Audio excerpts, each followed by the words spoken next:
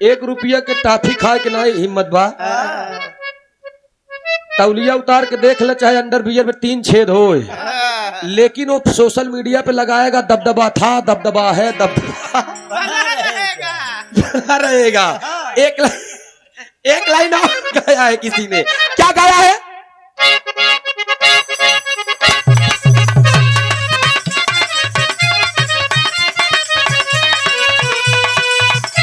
उधर सब है, सुन बे भैया। दूसरा के कहला पे यानी गलत दिशा में बहा जाए बतावत है बस क्यों। दूसरा के कहला पे जिन गलत दिशा में बहा हमरा से औकात मेरा है। और जानू हो जाई आली लाइन तरी मोर माइक करेगी फिर सौतीनिया के याद दिया आशिक कहा था कि जानू हो जाला में जिन हमर दिन दुखावा साल और के मिले आवा मुस्कान हम बताओ जरूर के आटा सौतीनिया आप पक्का वादा करते हैं। बताई के जाए के खोज कहीं पहले कब की फिर हम एक बिस्सा बेचब का आपकी बात हिम्मत रही पौरुक रही जमीन ले जात रहे नहीं पाए। खैर आवा एक लाइन हम गाओ थे कैसा?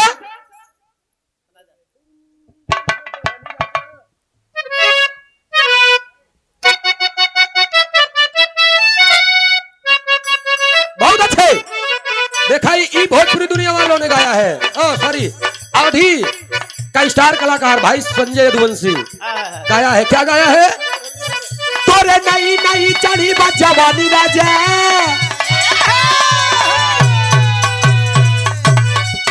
तोरे नई नई आई बा जवानी राजा, हर हसीना लागे तोह के दीवानी राजा।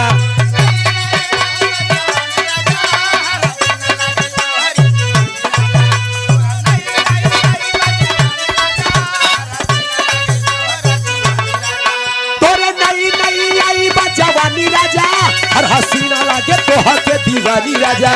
अरे लड़की के चक्कर में परिहा न यारा, कोई न तोहर जमाना दोबारा, ये लगी गई 376 के धारा।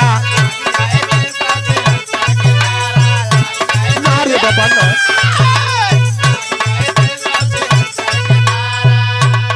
एक मिनट चिल्लाता 376 का मतलब जानता है?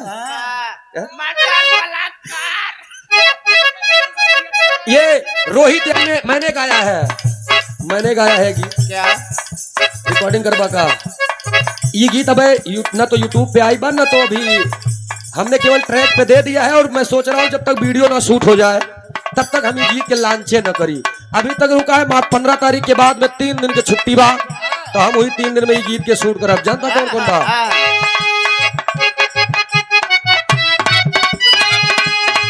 फिर एक बार पूरा ही वाली तोरा नई नई आई बा जवानी राजा, हर हसीना लागे तोह के दीवानी राजा।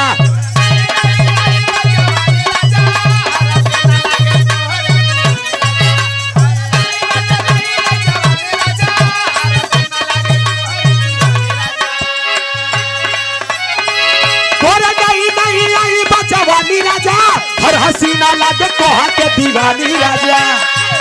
अरे लड़की के चक्कर में परिहा न यारा, कोई न तो हर सामान दोबारा, ये लागी जाही 376 के धारा।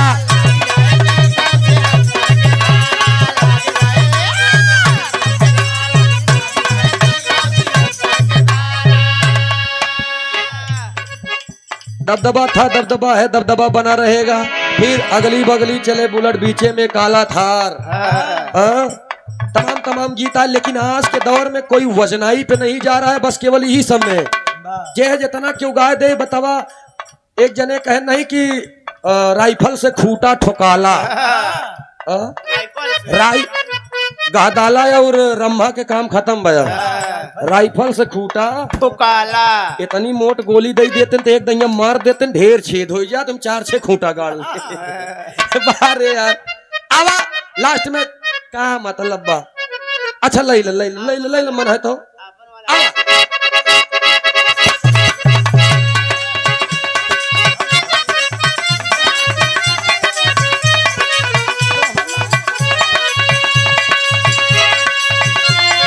दूसरा के कहला पे जानी गला दिशा में बह, दूसरा के ताला पे जानी गला दिशा में बह, हमरा से औकात में रहा।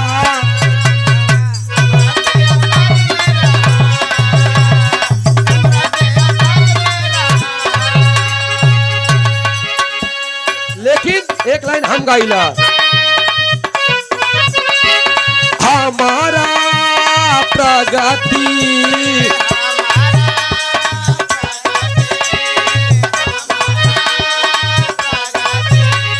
प्रगति हमार देख के दुश्मन पे खला बोली,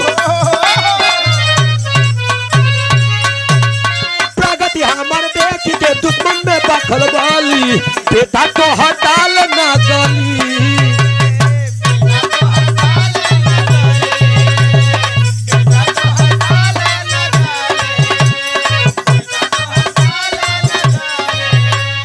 गुंडा वाली गर्मी तो हर एक पल में उतारा, ये सारी गीत हमारा, ये मेरी गीत है, किसी की नहीं है।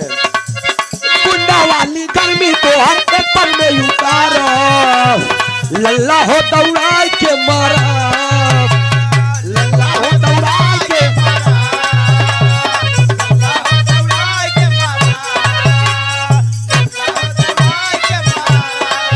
लेकिन एक लाइन और गाय दे, हमरा से लड़ाई के जीना देखा तू सपने,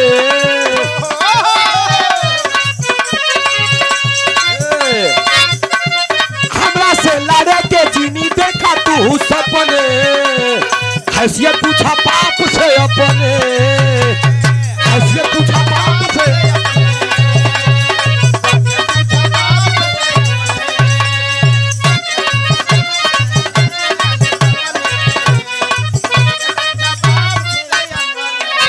और ये आशीर्वाद की चाबा, आई पागल हा का ईद मांगत बा, कूड़े कबाड़ भर ले महाराज।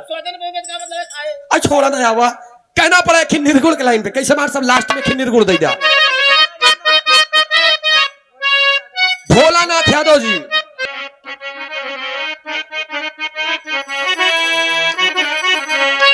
अरे सब दिन रही ना समैया,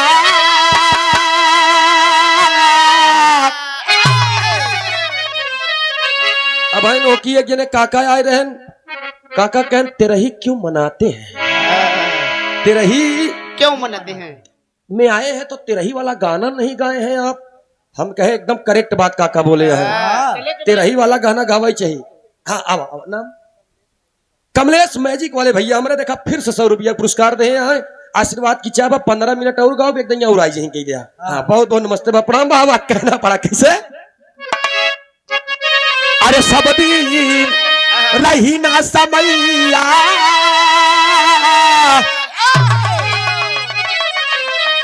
हो सब दिन रही ना समैया, सब ही से चला हंसी बोल के,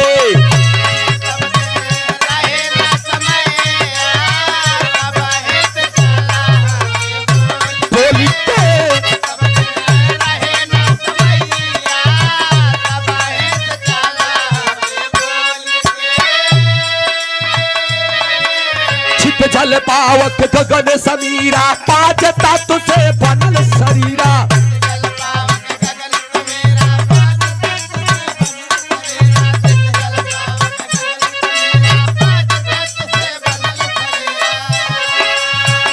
छित जल पावक गगन समीरा, पांच तत्व से बनल शरीरा, जल पावक गगन समीरा, पांच तत्व से बनल शरीरा,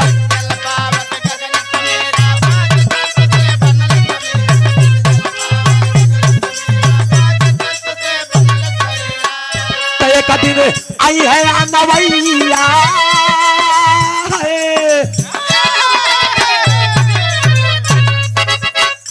एक दिन आई है नवैया, सब ही से चला हंसी बोल के,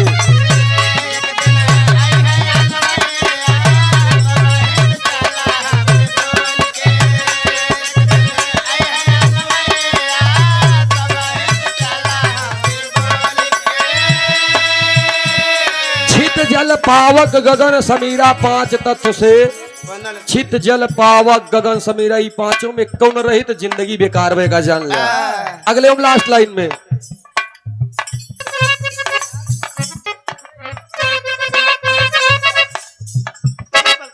मल मल मैल बदन के धोया, अवगुण भारत न महाल न सोया।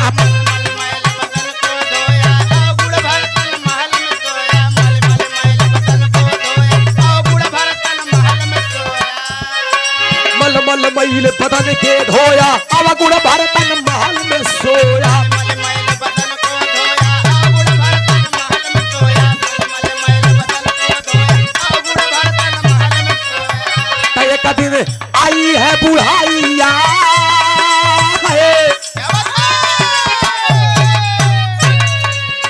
तय का दिन आई है बुढ़ाइया, सब से चल हंसी बोल के।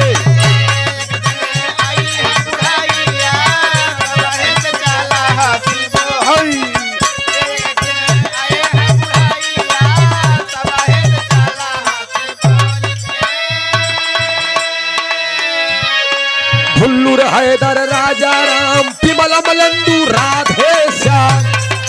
राजा राम विमल मलेंदु राधे श्याम, फुल्लुर हैदर राजा राम विमल मलेंदु राधे श्याम। राजूलाल यादव, आप पहले के जमाने में जब ऐसे नाम रहा है ना, काम के हिसाब से नाम रखत रहे। जब काम गड़बड़ रहा है तो मैं नहीं जानता क्या करना, पुरनिया दादा बाबा एक की गिरी। हाँ, तो हम ओकी देखा था बाबू हरन के तरी आए, तू लोग जानना था हम कह दई देवा करा इसे टेंशन ना खड़ा सार चाहे जौने कहती गिरे पक्का न गिरे बस। हाँ ए भैया, पहले के जमाने में जब लोग कुछ नहीं कर पाते रहे ना, तब काका हर ने कहावत बोलत रहे।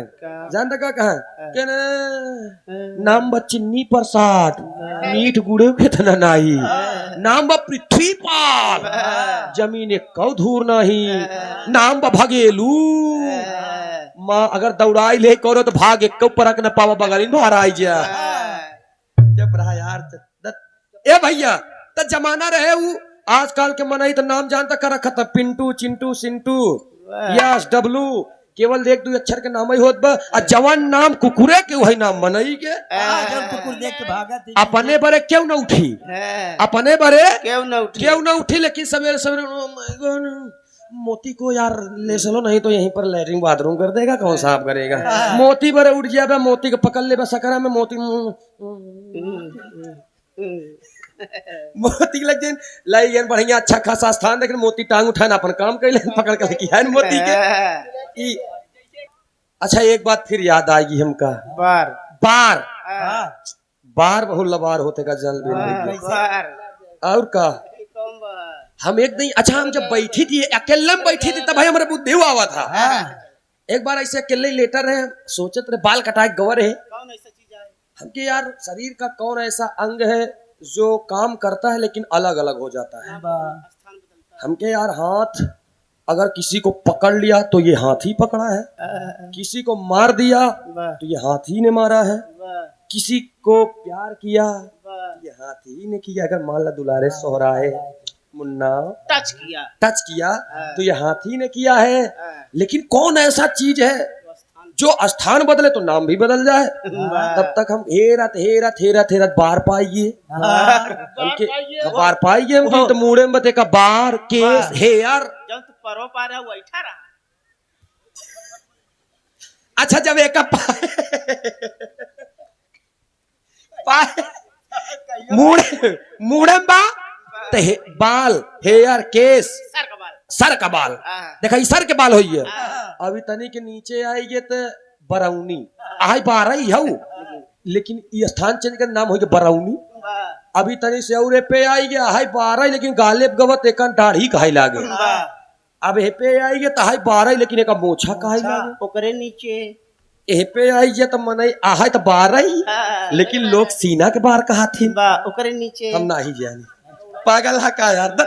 छोड़ा ये सब बात, लेकिन मोछा मेरे भैया मोछा 4 प्रकार का होता है का जान लिया।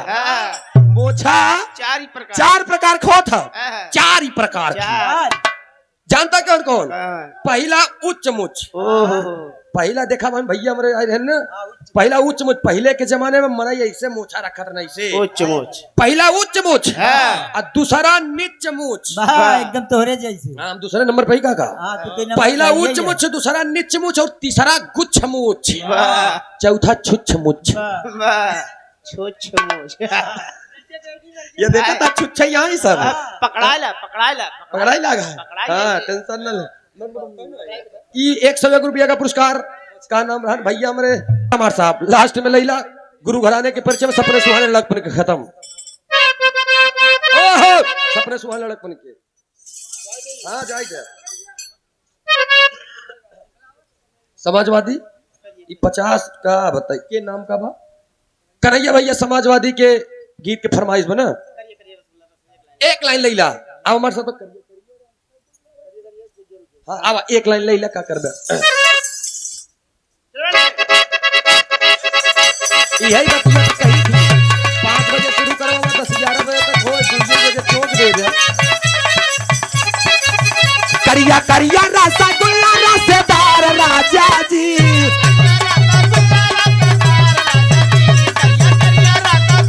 यो मेरे लाल करिया करिया रसगुल्ला रसदार राजा जी एगो करिया सियादा एगो करिया सियादा सलवार राजा जी एगो करिया सियादा।